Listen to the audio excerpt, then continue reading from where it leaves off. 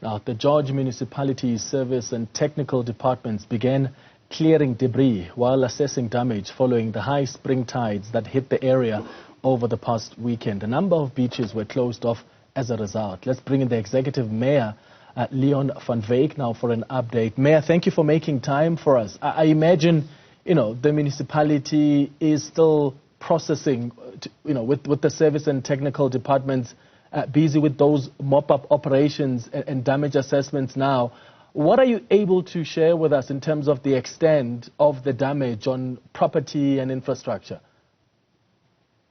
Yes, good afternoon to you. It certainly is a privilege to be with you today.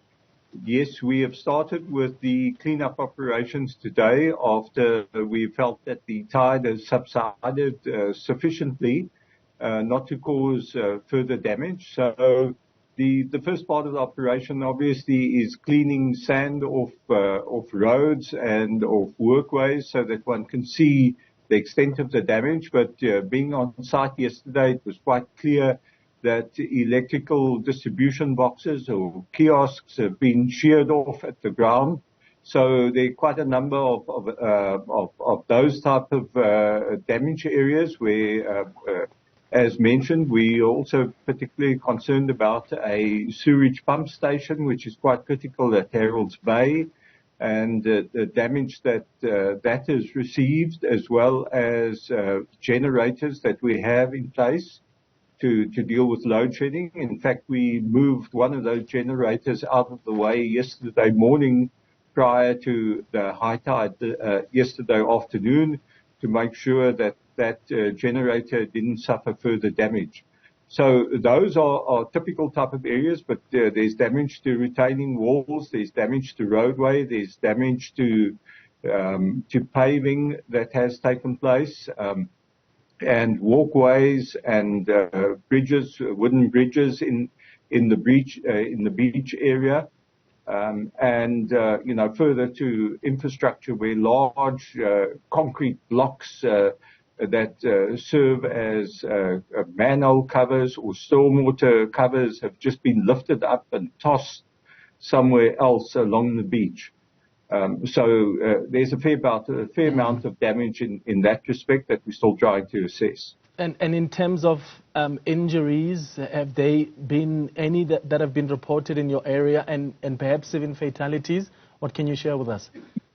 Yes, look, at one of the wilderness beaches, Linky's Clip, on Saturday afternoon, there was an elderly lady, a 93-year-old lady who happened to be visiting the beach at the time, who then got tumbled over in the storm surge where the waves came right over the parking area, probably covered it by about 2 to 3 meters, and that particular parking area is 4 to 5 meters above normal sea level, so it was pretty high, and she unfortunately and tragically succumbed to those injuries and that shock that we received. There were a few people there that received some minor injuries. I happened to arrive on that scene probably 10 minutes after that had taken place, and we had a number of traumatized onlookers who had come too close to that area, who were then obviously impacted by those waves that just came in from the sea at this massive height. Yeah, and how are the communities feeling and responding? Is there consideration, perhaps, from some that are particularly living, closer to the shores, to move their dwellings further away from the shores, given how high these tides are lately? Well, look, that is something that is likely to come under discussion as we move forward. But a number of these houses are located pretty close to the water's edge, and that comes over the years where people have built that. We haven't seen something of this order for many, many years.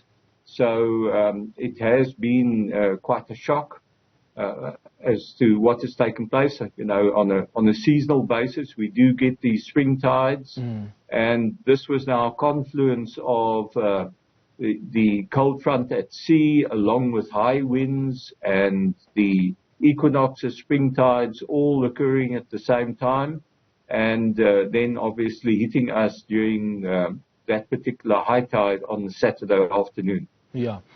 Are there any alerts that have been issued about the rest of the week? Look, alerts have gone out. We've put out a number of updates. I think our updates are sort of on number 7 at this stage. So, every few hours we put out updates to the public just to keep them alert on what is taking place. And we are hopeful that those tides will start subsiding in the next day or two. From the peak that we had now about 48 hours ago. Okay. What about the beaches in George that have been closed? When are you expecting them to be open again? Well, the first exercise is really to remove debris and to get that out of the way. And, then I believe we can probably start opening up the beaches. I think the face and the feel of the beaches are going to be somewhat different because a fair amount of sand has been moved around and been moved away or been moved elsewhere. So, in due course, beachgoers will get used to that. You also mentioned about some of the homeowners. There are homeowners who have suffered a fair amount of damage as well to their property through the seawater that have penetrated their houses, damaged the garage doors. In some cases, they would have had water within their garages, windows that have been broken, and so forth, and damages to furnishings and so forth. So there is likely to be a fair amount of damage experienced by a number of those people living close to the water. All right. Leon Van Vyk, I appreciate your time on Newsfeed PM this afternoon.